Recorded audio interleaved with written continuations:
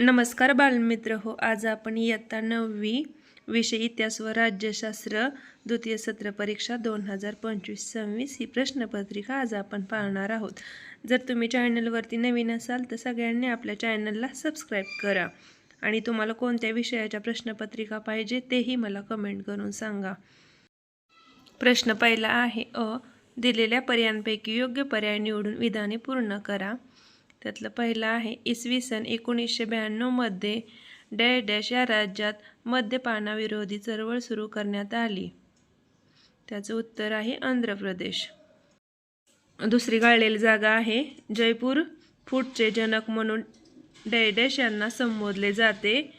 तर त्याचं उत्तर आहे डॉक्टर प्रसाद सेठी. आणि तिसरी आहे 1998 मध्ये डॅश डॅश हा खजिना उद्योग समूहात भारतात आल्याने दूरदर्शनच्या बातम्यांचे विश्वच बदलून गेले. तर त्याचं उत्तर आहे स्टार. बरं प्रश्न आहे पुढील प्रत्येक गटातील चुकीची जोडी ओळखा. आंदोलन, संघटना आणि कार्य. तर त्यातली चुकीची जोडी आहे 3. अर्काविरोधी आंदोलन, भ्रष्टाचाराला विरोध ही चुकीची जोडी आहे. आणि दुसरं आहे त्यातलं व्यक्ती आणि कार्य यामधली चुकीची जोडी आहे डॉक्टर मोहनराव पोलिओ.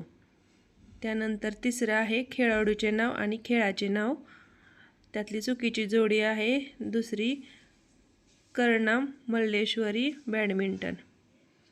त्याच्यानंतर प्रश्न दुसरा आहे दिलेली संकल्पना चित्रे पूर्ण करा. कोणतेही 2 4 मार्कांसाठी आहेत. तर त्यातलं पहिलं आहे भारतात झालेल्या महिला मुख्यमंत्री. पहिला आहे सुचेता कृपणाली. दुसरी आहे नंदिनी सातपर्थी. तिसरी आहे जयललित. आणि चौथी आहे ममता बॅनर्जी. दुसरे आहे भारतात सापडले खनिज संपत्तीचे साठे कोळसा, लोखंडीज, मॅग्नीज आणि बॉक्साईड. त्यानंतर तिसरं आहे दक्षिण भारतातील भाषा. पहिली आहे तमिळ, दुसरी आहे तेलुगू, तिसरी आहे कन्नड आणि चौथी आहे मल्याळम. पुढचा प्रश्न आहे थोडक्यात टिपाल्या कोणत्याही 2 लयीच्या 4 मार्कांसाठी आहेत.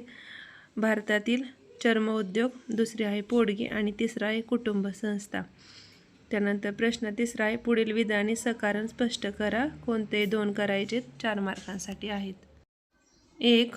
भारताने अग्नी 1 या क्षेत्रफळाची चाचणी घेतली.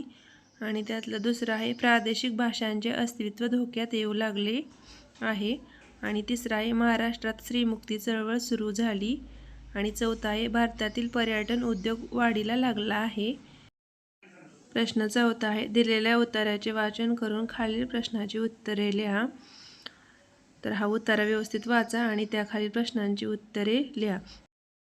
परदेशातील लोक भारतात का येतात? दुसरं आहे पर्यटन विकास महामंडळाद्वारे कोणत्या सुविधा पुरवल्या जातात? आणि तिसरं आहे पर्यटन क्षेत्रातून लोकांना रोजगार कसा निर्माण होतो?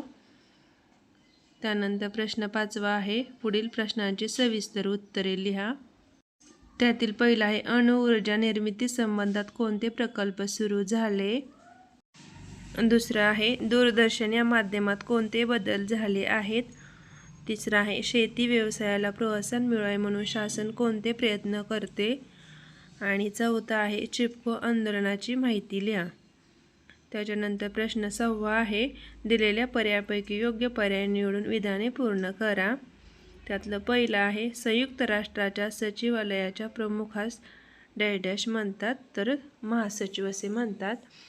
दुसरी गाळलेली जागा आहे भारताशी आंतरराष्ट्रीय सहहद्दी खुली असणारा देश, तर तो नेपाळ आहे. प्रश्न 7वा आहे पुढील विधाने चुकी बरोबर ते सकारण स्पष्ट करा. त्यातील पहिला आहे आमसभा जागतिक प्रश्नांवर चर्चा करण्याचे व्यासपीठ आहे. दुसरा आहे दक्षिण आशियाशी राष्ट्रांमध्ये भारताचे स्थान महत्त्वाचे आहे. आणि तिसरा आहे मानवी हक्कांची संकल्पना आता अधिक व्यापक झाली आहे. प्रश्न 8वा आहे त्यातील आहे पुढील संकल्पना स्पष्ट करा. कोणतीही एक. पहिली आहे पर्यावरणीय ऱ्हास आणि दुसरी आहे युनिसेफ.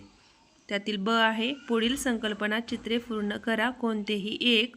भारताच्या शेजारील देश, त्याचं उत्तर आहे चीन, नेपाळ, पाकिस्तान, म्यानमार, श्रीलंका. आणि त्यातील दुसरं आहे संयुक्त राष्ट्राच्या अधिकृत भाषा, त्याचे उत्तर आहे इंग्रजी, फ्रेंच, रशियन, चिनी, अरबी.